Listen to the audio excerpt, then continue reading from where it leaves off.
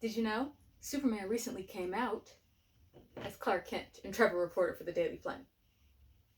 There were two one-shots made about this. There's the heroes and the villains. This is about the heroes. My favorite part of this is the last thing that Clark does. So first, Clark goes to visit Lois, the superheroes, his parents, his old chemistry professor, which the answer to this is that it depends on whether or not they donate or share electrons. And then Lois again, until finally he goes to talk to his pal. I love Jimmy Olsen. He's one of my favorite comic book characters. He's up there with Alfred. It's great.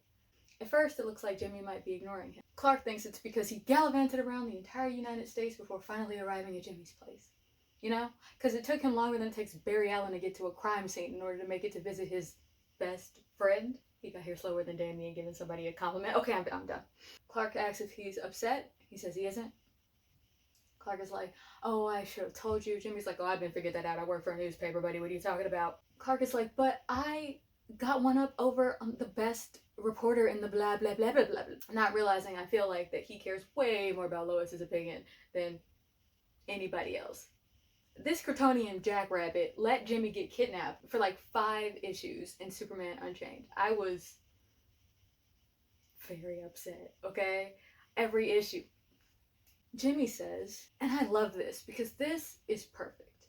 Jimmy has always been a better friend to Lois and Clark than they have ever been to him. This means that Jimmy was smart enough to figure it out and kind enough to not do anything at all with that information. He let it be Superman's identity. He didn't try to get one up on him like Lois does in an alarming amount of comics and animations.